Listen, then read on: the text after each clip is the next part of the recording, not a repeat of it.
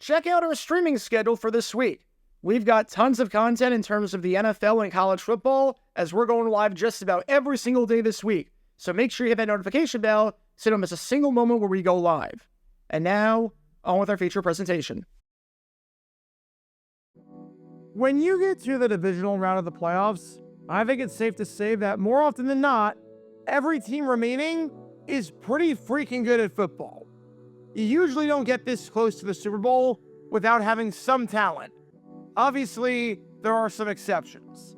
I don't think anyone was saying that the Denver Broncos in 2011, or the Seattle Seahawks in 2010, or the Carolina Panthers in 2014 were a good football team. But I would say that 95% of the time, all the teams left in the playoffs by this stage are good and deserve respect. If you're watching as of this video getting released, obviously of the 8 teams left in the playoffs, some teams are better on paper than others. And most people respect the Detroit Lions way more than they respect the Houston Texans. But every team is, at a bare minimum, a good team that can win a game on its best day. So it wouldn't make a ton of sense for a coach to just outright say that one of the teams remaining in the playoffs at this stage absolutely stinks and has no business being there. It wouldn't seem to do anyone any good for a head coach to say, yeah, this team has a weak passing game, a weak running game, a weak defense, a weak offensive line, a weak everything, and just bash them left, right, and center for some reason. To do that would seem rather crazy. And speaking of crazy, if you like learning more about the weird and the wacky history of the NFL, then you'd be crazy not to hit that like button down below, subscribe, and turn on the notification bell so you don't miss a single video that we post on the channel. We post every single day about the history of the NFL, and we have a new live stream every day as well. So if you like that sort of stuff, this is definitely the place for you. Thanks in advance for your support as we try and hit 70,000 subscribers. Well, I bring that up because the man you've been watching this entire time is Los Angeles Rams head coach Ray Malavasi. He's often regarded as one of the worst coaches in the history of the NFL to actually make it to the Super Bowl. And it's kind of amazing how he was somehow the Rams coach during the first stint in Los Angeles and not someone like John Robinson or George Allen or Chuck Knox to actually get over the hump and get to the big game. You can learn more about him and his coaching by clicking the card in the upper right corner. And prior to the divisional round against the Minnesota Vikings in the 1978 playoffs, Malavasi decided to say something absolutely asinine that deserves a deep dive roughly half a century later for just how out of pocket it was, and for being something that no coach in their right mind, not even if Rex Ryan was hired by the New York Jets and was 15 years in, would consider saying. Because this is the story behind Ray Malavasi and one of the craziest trash talk moments in the history of the divisional round of the NFL playoffs. Before I talk about the actual game in question and the comments made by one head coach that seemed to be insane, we need some context to understand just who this team right here is and how they got to this point. In the 1970s, there was no parity in the NFL. You could watch no football whatsoever and know nothing about the game and just know for a fact that certain teams were going to be in the postseason every single year. You always knew that the Dallas Cowboys would win the NFC East, the Los Angeles Rams would win the NFC West, the Pittsburgh Steelers would win the AFC Central, the Oakland Raiders would win the AFC West, and so on and so forth. And you always knew that this team right here, the Minnesota Vikings, would win the NFC Central. In 1978, the Vikings did what they had done every single year since 1973, and what they had done all but one year since the start of the 1968 season, and that is win the division. Led by the legendary head coach Bud Grant, who you can learn more about by clicking the card in the upper right corner, and 38-year-old quarterback Fran Tarkenton, who led the league in passing yards despite playing in his final season in the NFL, the Vikings won an admittedly weak division to advance to the playoffs and set up a date with the Los Angeles Rams in the divisional round. Now, that's not to say that the Vikings were that good. Yes, Minnesota won the division, but they did it with an 8-7-1 record, winning barely half of their games. and making it the team's second worst record since the merger. Minnesota was limping into the playoffs, losing its last 2 games and winning just one of its last 5 games. The team had a negative point differential, as after scoring 18.4 points per game while allowing 19.1 points per game, the Vikings' point differential of -12 was unbecoming of a playoff team and a serious contender. A negative point differential for a playoff team back then was almost unheard of. Fran Tarkenton, despite leading the league in passing yards, also led the league in interceptions, as the Vikings turned it over a lot. The run game was anemic, averaging well under 100 yards per game, and with the team ranking dead last in football in yards per carry and total rushing yards. And the once vaunted Vikings defense was now 20th in the league out of 28 teams in terms of scoring defense, which was a far cry from the days of the Purple People Eaters just a few years before. In other words, while the Vikings were a decent team, as you can tell from these highlights, by no means were they the same team as old. Could they compete? Absolutely. Heck, they beat the Dallas Cowboys by multiple possessions on the road earlier in the season. And they also had a win against the Philadelphia Eagles, a team who made the playoffs that year. But as they got ready for their divisional round game against the Los Angeles Rams, they were, at minimum, one of the weakest links in the field, according to the experts. And one of those experts happened to be the head coach of the Los Angeles Rams. Because amazingly enough, that takes us to the man of the hour. This man right here. None other than Los Angeles Rams head coach, Ray Malavasi.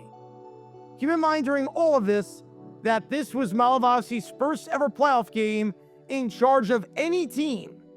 He took over in the middle of the 1978 preseason following the firing of George Allen, in one of the most disastrous coaching stints in NFL history that seemingly no one remembers. Seriously, Allen got fired before even coaching a regular season game with the Rams. And despite being thrust into the role at the very last minute, Malavasi guided the Rams to a 12-4 record and another NFC West title, with the Rams winning the division for the 6th straight season in what felt like a guaranteed outcome every year. But for years, before Malavasi took over the reins, the Vikings had been the Rams' kryptonite in the postseason.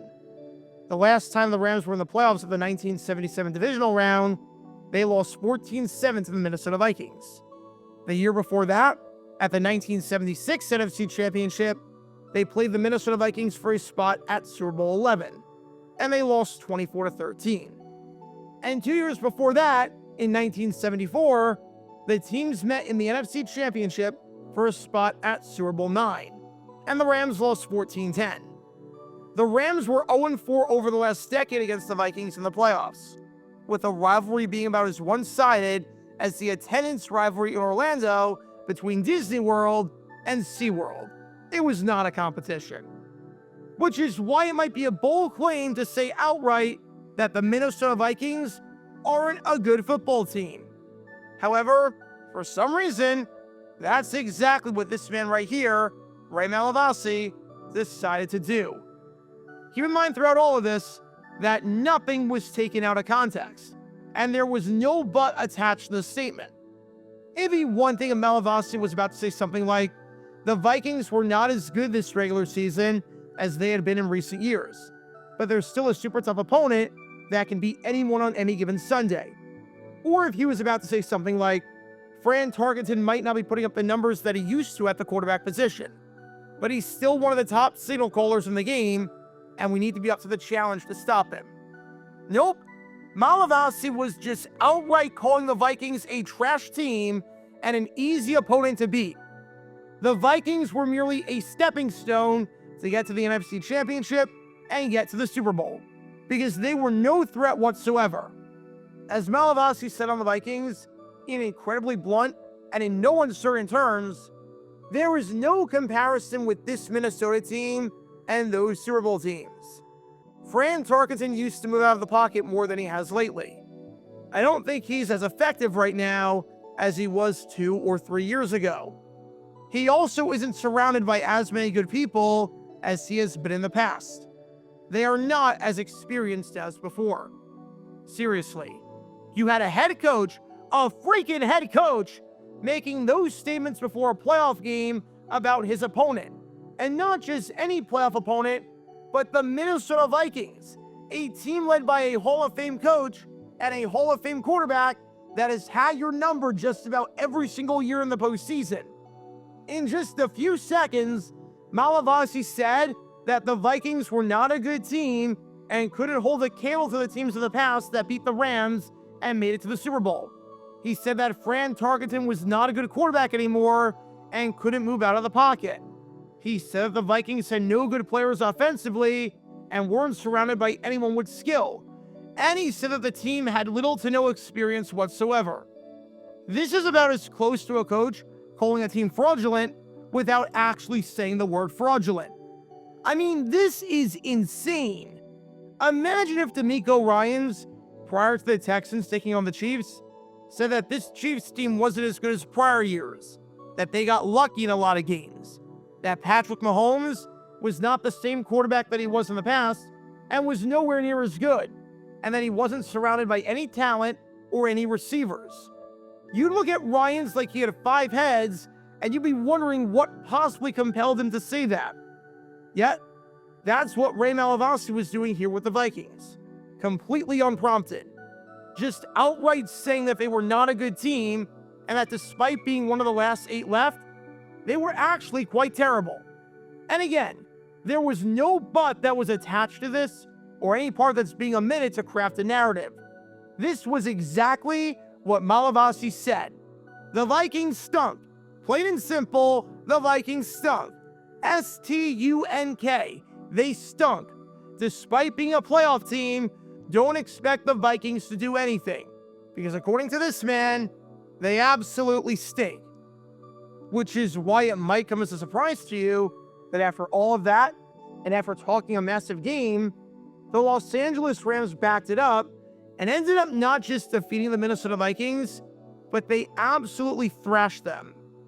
On New Year's Eve, Rams fans got to experience their version of the ball dropping when they not only got to advance to the NFC Championship, but got to do it in style by defeating the Minnesota Vikings by a final score of 34-10. This game was not even remotely close, as despite being tied 10-all at the half, the Rams ended it by scoring the final 24 points of the game to win it by 4 scores, seeing as the 2-point conversion didn't exist back then. Any stat that you want to name, and the Rams were dominant in it. The Rams outgained the Vikings 409 to 244 in total yardage, and more than double the Vikings' first down output, winning that battle 25-12. On the ground, the Rams had 200 yards of offense, while the Vikings were held to just 36 yards on 16 carries, averaging barely over 2 yards a carry. And those comments that Malavasi made about Fran Tarkenton not being as good anymore? Well, he finished the game going 18 for 37, completing less than 50% of his passes while throwing 2 interceptions, having negative rushing yards, fumbling the ball once, and posting a passer rating of 53.8, which was not only below his average passer rating for playoff games, but was also the fewest rushing yards that he ever had in a playoff game in his career. This was Tarkenton's final game before hanging it up and calling it quits. And for the future Hall of Famer, his career definitely ended on a whimper at the hands of the Rams. So even though this might not have been the smartest thing to say on paper, and even though it might not have been a great idea necessarily to trash talk your opponent by calling them not very good, and by saying their quarterback isn't effective or surrounded by good players, it ended up working out. If you're going to talk the talk, you better be able to walk the walk. And safe to say, the Rams walked the walk. As for what happened after the game between these two teams behind me right here, the Los Angeles Rams would advance to the NFC Championship and would take on the vaunted Dallas Cowboys, as in the defending Super Bowl champion from the previous year, and a team that seemed to be peaking at just the right time. Ray Malavasi was smart enough before this game to not bash the Cowboys and call them a crap team. He knew not to go there. However, despite being smart in that regard, nothing that the Rams did on this day worked, as they ended up losing 28-0 to the Cowboys as Dallas advanced to Super Bowl 13, even though the game was being held in Los Angeles and the Rams could not defend their home field. I've talked about this game before in a previous video of mine when it came to a bizarre broadcasting controversy involving the game. So if you want to learn more about that, you can do so by clicking the card in the upper right corner. What Ray Malavasi was thinking here, honestly, is kind of a mystery. Especially seeing as Malavasi wasn't exactly an outspoken, willing to bash anyone and everyone along the way kind of coach, a la Buddy Ryan or Rex Ryan or Jerry Glanville, where they'll just talk about anything and everything without care and with regards to who they offend or what they say. But if you are going to say that a team is really bad, especially in the playoffs, then I suppose it's not the worst thing in the world if you back that statement up by winning the game by 24 points. It's not on the level of the Joe Namath's guarantee at Super Bowl III for obvious reasons, but it's up there for one of the greatest guarantees. Even if the word guarantee wasn't uttered once, despite being pretty heavily implied. Because on this day in 1978, when it came to Ray Malavasi and his comments on the Vikings, Fran Tarkenton and company were taken to school. Or should I say, were taken to skull. Be sure to like and subscribe if you have not done so already, as it helps the channel out a lot. And check out my other channels, JG8 for the history of college football, JG7 for the history of baseball, and JG9 News, where we talk about all things happening in the NFL.